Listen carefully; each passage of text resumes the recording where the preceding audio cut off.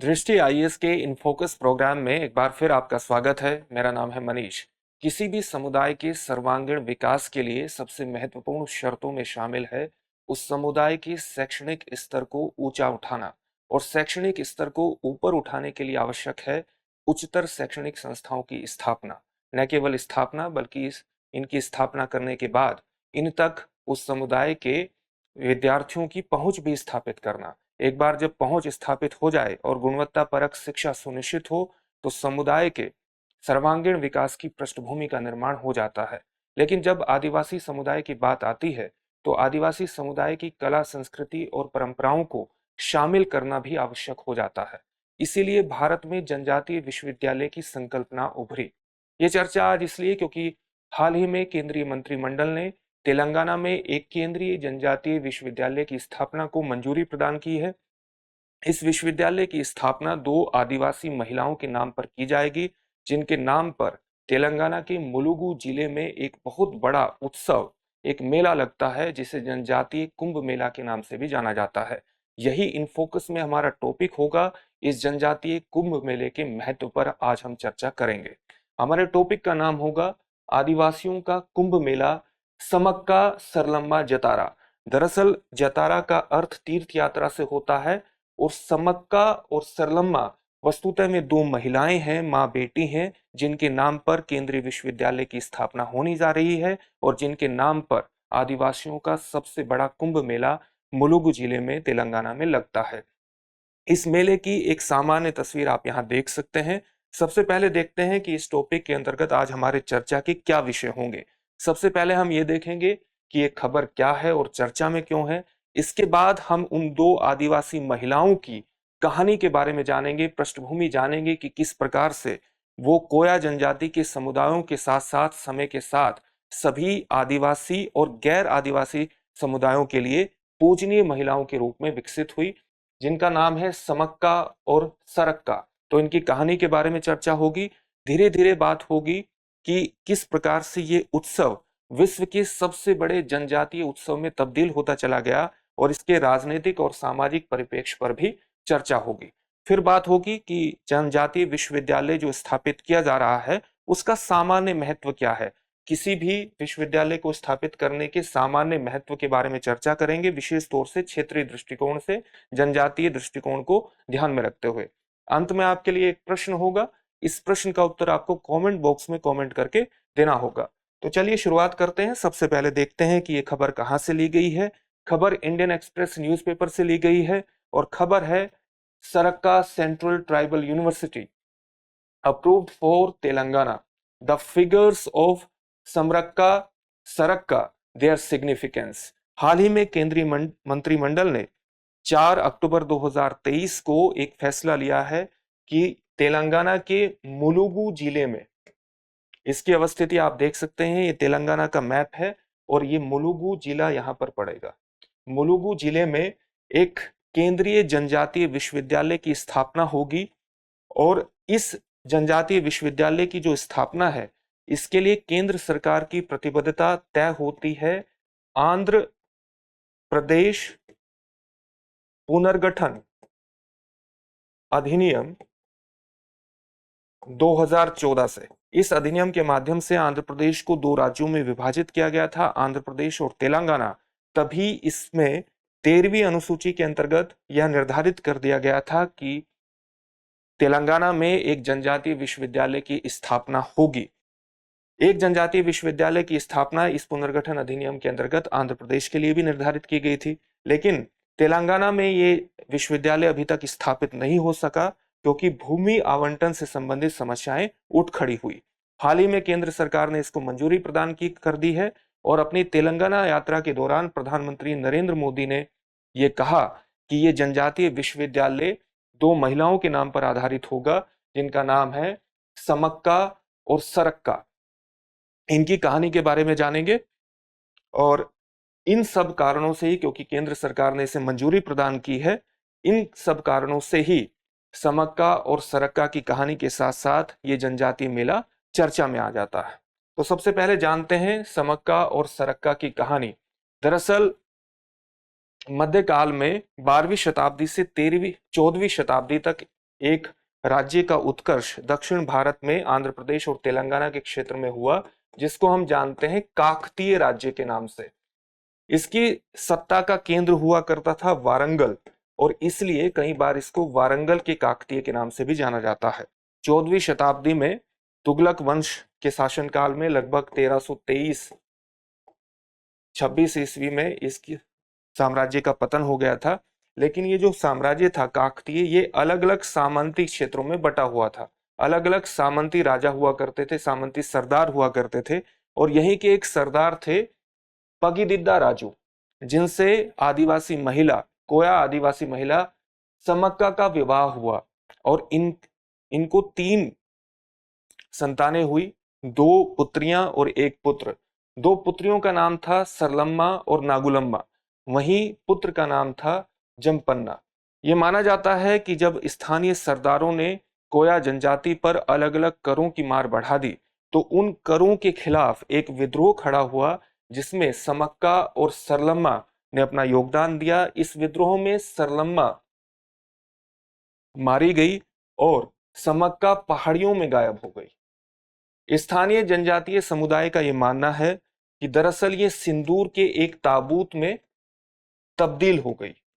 स्थानीय समुदाय का, जनजाति समुदाय का यह मानना है कि ये सिंदूर के ताबूत में तब्दील हो गई, और वो समक्का को कुछ विशिष्ट शक्तियों से सज्ज पाते हैं, और यहीं से समक्का और सरलम्मा की आराधना शुरू हुई।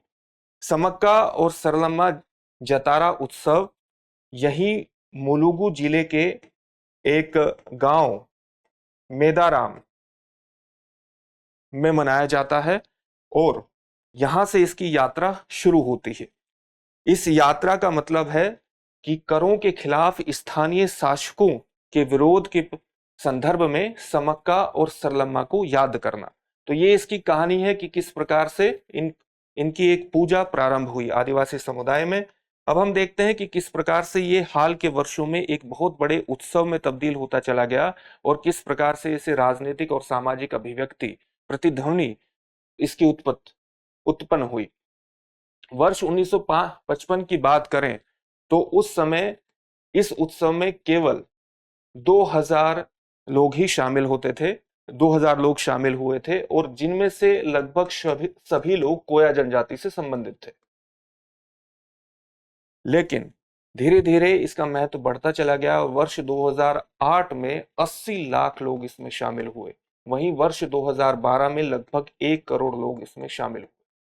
इसके महत्व को ध्यान में रखते हुए 1996 में तब की आंध्र प्रदेश सरकार ने इस उत्सव को एक राज्य उत्सव के रूप में तब्दील कर दिया, और 1998 में इस स्थान को मेदाराम, जहां से यात्रा शुरू होती थी, मेदाराम ग्राम को एक सड़क, मोटर वाहन से जोड़ने के लिए एक सड़क का निर्माण करवाया।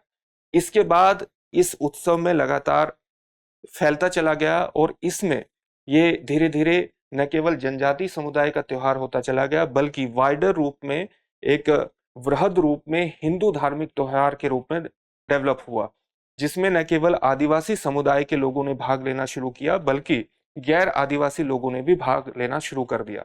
इसमें न केवल तेलंगाना से संबंधित, तेलंगाना राज्य के जनजातीय समुदायों ने भाग लिया, बल्कि मध्य प्रदेश, छत्तीसगढ़, झारखंड, ओडिशा, आंध्र प्रदेश, महाराष्ट्र और कर्नाटक राज्यों के जनजातीय और गैर जनजातीय समुदाय ने भी भाग लेना शुरू कर दिया।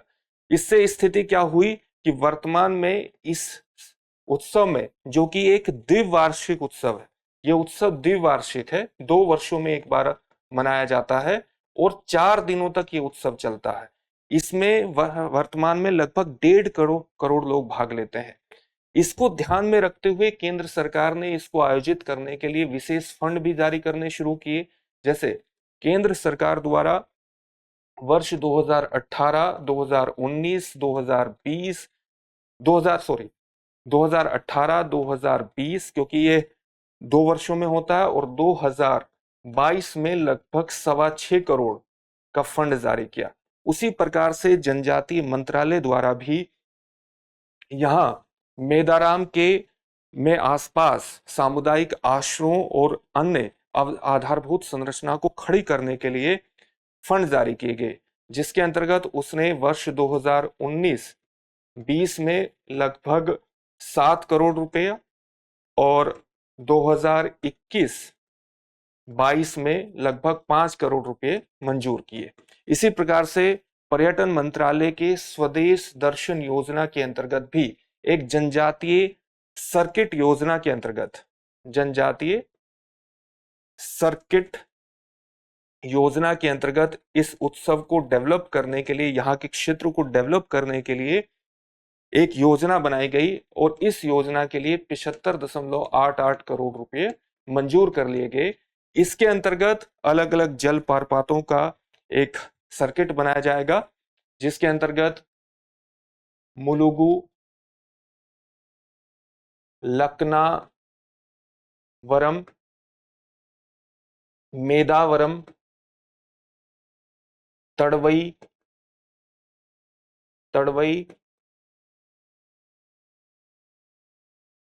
दमरवी, मल्लूर और बोगाथा, इन जलप्रपातों का एक सर्किट बनाया जाएगा, जिससे यहां पर पर्यटन का और अधिक विकास करवाया जा सके।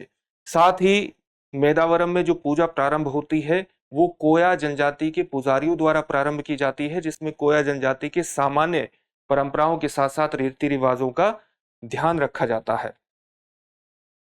ये इसके बारे में कुछ सामान्य बातें थी।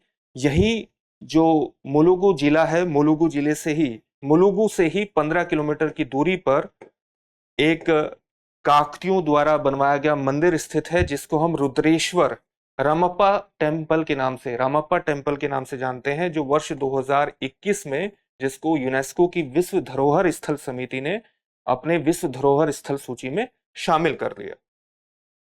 अब हम देखते हैं कि जो ये जनजातीय विश्वविद्यालय स्थापित किया जा रहा है,